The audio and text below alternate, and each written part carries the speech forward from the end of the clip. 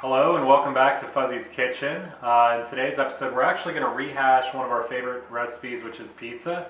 If you'll recall, we did a buffalo chicken pizza before, but one of our favorites is a sausage, feta cheese, and spinach pizza.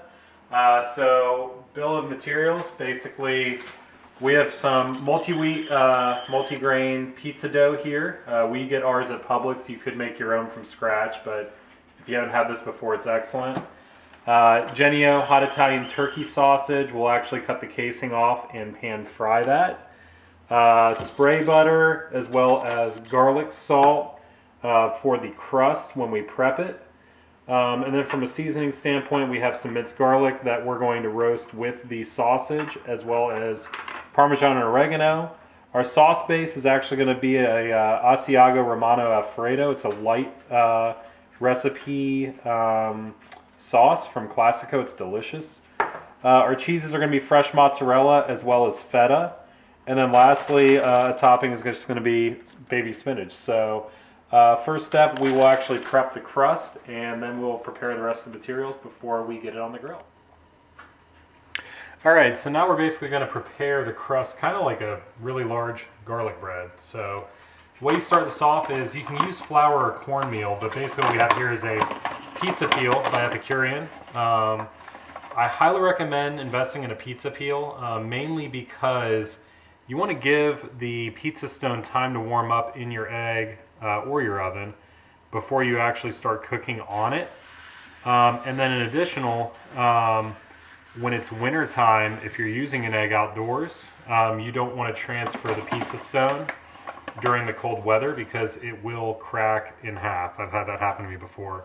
So basically what I'm doing is I'm just using a liberal amount of flour. Again, I said you could use cornmeal as well. Just kind of spread it all around. This will keep it from sticking, and basically it will help you transfer it onto your egg once you have the crust prepped. So that's probably more than enough. You just want to basically make it so that there's no parts that would actually stick. So now we have that. We're actually going to just take the pizza dough and we're going to basically just plop it right in the middle. Now this pizza dough, highly recommend that you let it get time to rise. We bought this dough a couple of days ago. If you buy it in the same day you're going to use it, I highly recommend that you just kind of pull it outside of the fridge and let it sit out on the countertop for several hours before you cook it. Once it rises, it'll help you spread it easier. If you try to do it while it's still cold and fresh, it's going to be really difficult. So basically what I do is I make a fist and I just kind of work out the outsides at first, really just kind of concentrating on spreading out from the middle outward.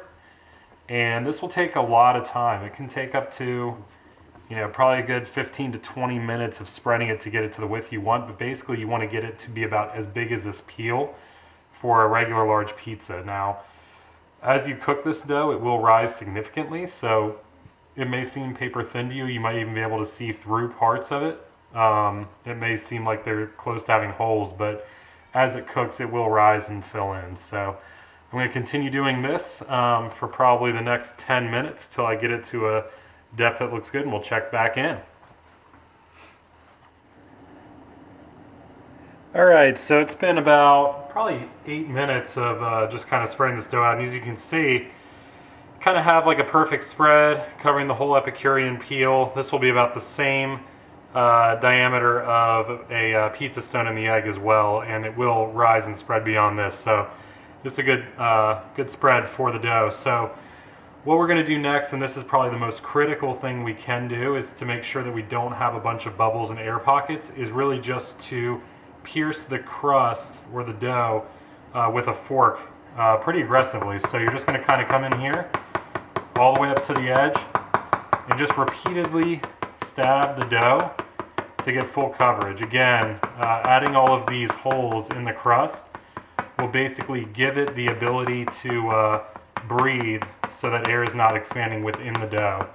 So I am going to get complete coverage of the dough, and we will check back in when we're ready to finish prepping the crust.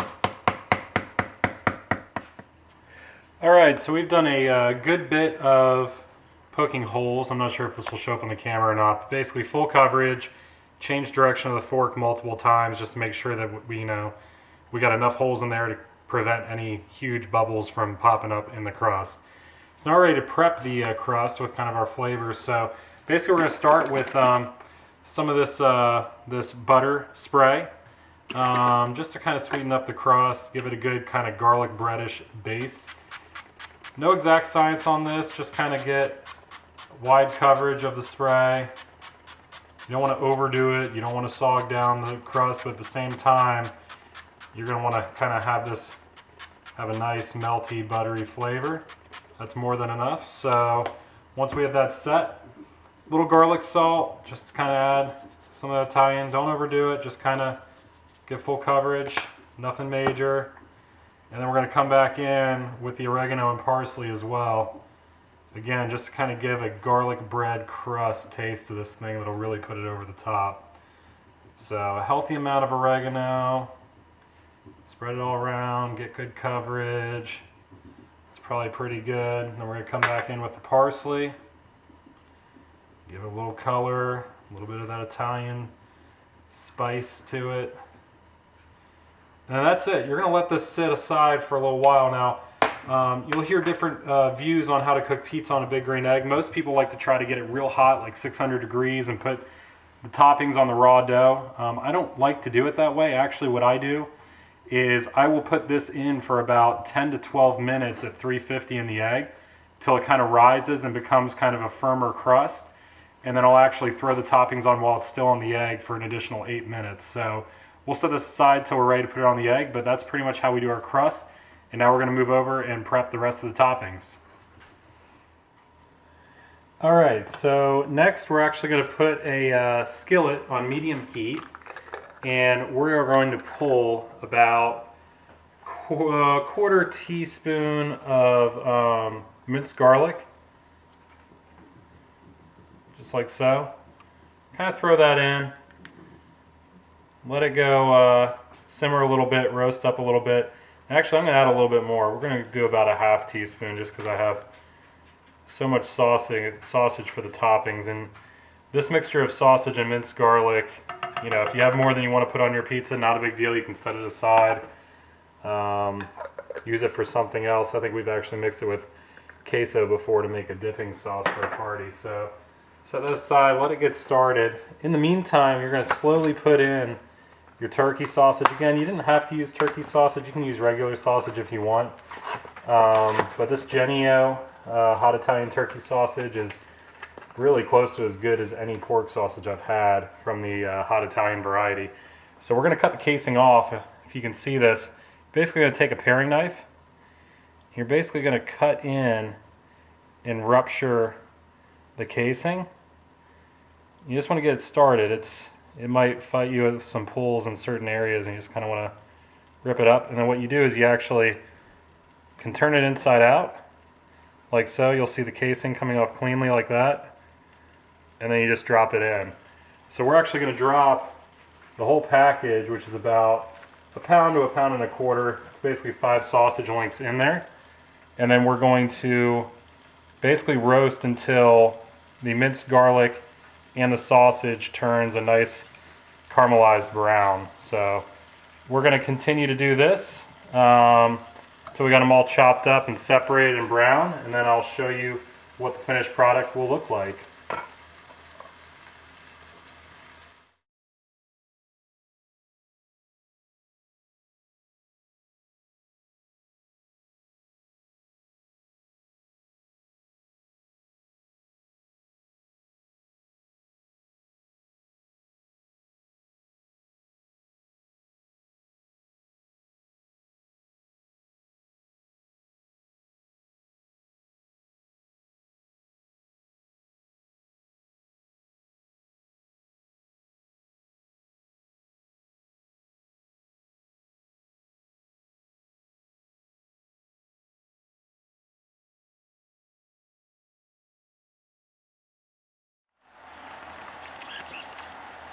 Alright, so this is what it will look like when it's done. It's very brown, kind of has a golden hue from all that garlic that we just minced and sauteed in there. So we're going to pull this off, and we're going to set it aside on in a mixing bowl with some paper towels to absorb some of the grease.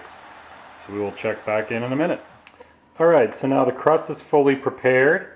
And as we walk over here, and don't mind Lucy, she's hanging out by the food as we would expect. You'll see we have the sausage all ground and ready to go with some garlic mixed in there. We have our baby spinach, Classico sauce, and our 2 cheeses, Feta and Fresh Mozzarella, on deck as well. So next we're going to prep the pizza stone and start the grill. And then after that we will do about 10 to 12 minutes on the crust at 350, add all these toppings, and then close it again for another 8 to 10 minutes to finish off the pizza. So we will check back in as we prep the pizza stone.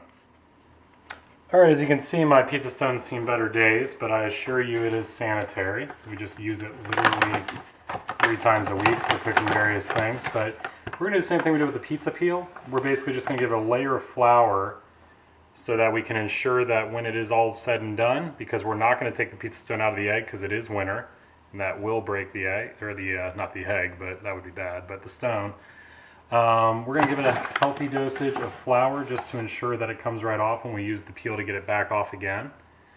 And the setup we're going to do for the egg this time is going to be, we're going to put the grate down over the fire ring, get a fire built to about 350, and then we're going to set the plate center on top of the grate upside down, and then we're going to set the pizza stone, actually let me restate that. By upside down it means that the legs are down.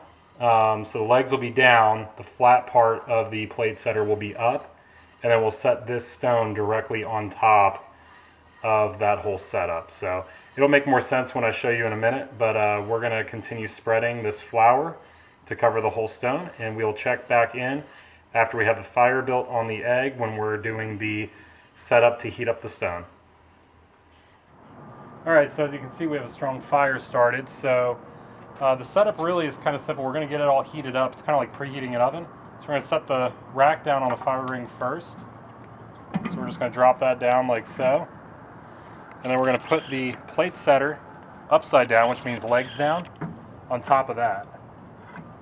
Then lastly, what we're going to do is we're going to take our pizza stone that we put flour on, and we're setting that on top, which really gives it a nice kind of level edge to get the pizza on and off. So we're going to let this preheat to about 350, and then we're going to put the crust on next. Alright, so we've preheated now. We're a little bit above 350, so we're going to let this burp. We have a strong fire, so we don't want to introduce oxygen too quickly.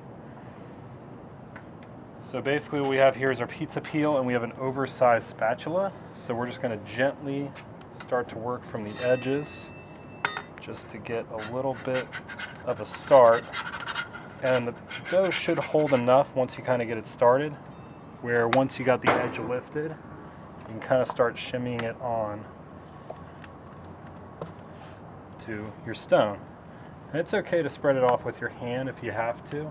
Like I said, the way we prepped it, it will hold its shape good. Like so. And we're going to let it cook for probably about 10 to 15 minutes, depending on how warm the temperature is. Alright, so it's been about 12 minutes at about 350, so we're going to let the egg burp. And we are going to check the crust, see how we're doing. You can already tell it's kind of a golden brown, so it looks pretty darn good to me. We'll give it a quick check with the spatula. It should move as one uniform piece. It should also have a little bit of browning in the bottom. Yeah, that's about perfect. So I can fold it and it won't break. So what we're going to do is I'm going to grab the toppings and we're going to start loading it up. Okay, so now we're going to start with the Classico sauce. So we're just going to dabble some healthy portions on here. And we'll spread it. You can use the whole jar if you want to. You probably won't need to. But it is light, so it's not going to add a whole lot of calories to your pie. So be liberal with it. Add a few more dollops. And don't be shy. Go all the way to the edge of the crust if you can. Okay? So that's probably good enough.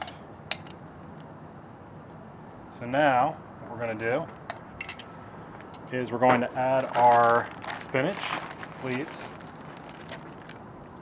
So these you're just going to kind of break up and spread around. You really can't add too much spinach leaves for flavor.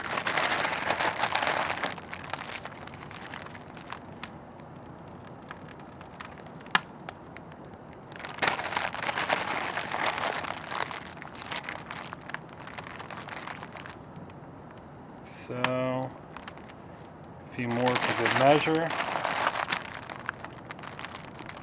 Okay, now we're going to come in and add our feta.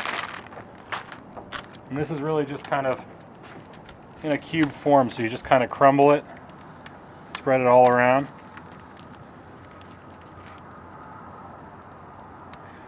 And it's really important, since the spinach is so light, to make sure you get some cheese on top of your spinach to weigh it down, just to kind of keep it in place. The feta really gives it kind of a nice hearty texture to it. Okay, we'll add a little bit more.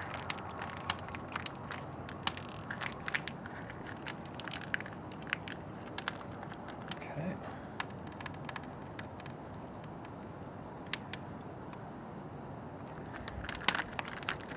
One more little chunk across here. Excellent. So now what we're going to do is we're going to add our sausage. You can be a little liberal with this. Don't go too crazy. You don't want this thing to be all meat, although I would like that. I think my wife would not appreciate that.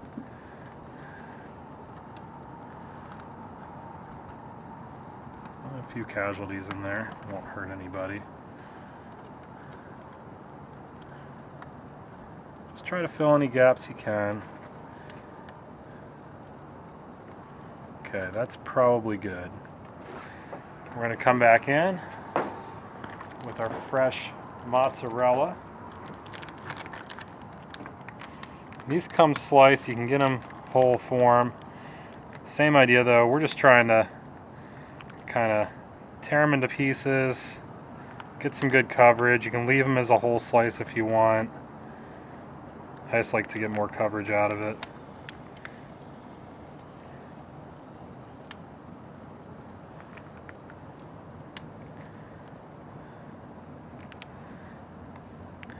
There's no exact science to this. It's all up to your preference. I mean, I could sit here and give you exact measurements, but everyone likes their pizza different.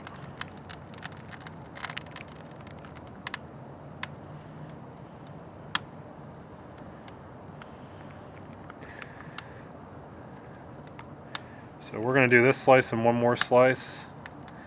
And then we're going to add a hair bit more of the feta. And then we will close this guy off. So let me get that feta.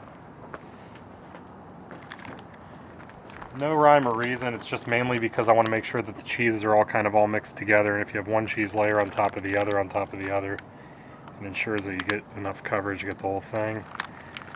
One little crumble like so, and then we're going to top it off with some oregano and parsley. Again, enough for flavor, don't go crazy.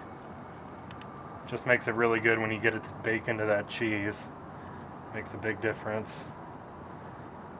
Alright, so we'll come back in with the other. Like so. And that's it. So we're going to close this guy off for about 8 to 10 minutes for that cheese to get melted, and it'll be done. Alright, the grill's kind of creeped up right around 400, but that should be okay. It's been about 8 minutes. So we're going to give it a quick peek. I'll let it burp. Obviously the fire's probably pretty hot. Oh yeah, and that looks perfect. Pizza's smoking, all the cheeses are pretty much melted. The feta's kind of a little bit chunked up still.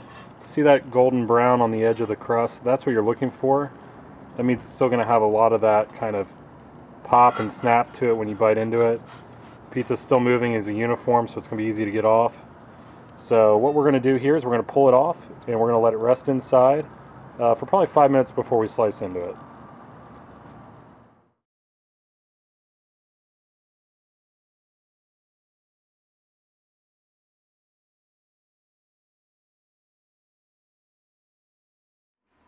Alright, so this is the finished product. You can see crust still stays firm, it doesn't flop around. It's kind of your classic hand style. Cheese is perfectly melted through. Everything looks delicious, so I'm going to take a bite. Phenomenal. Mozzarella and the feta play good off each other. The garlic with the Italian sausage is delicious. And obviously that Asiago Alfredo is just absolutely delicious tying it together. So, I hope it works out for you. Enjoy.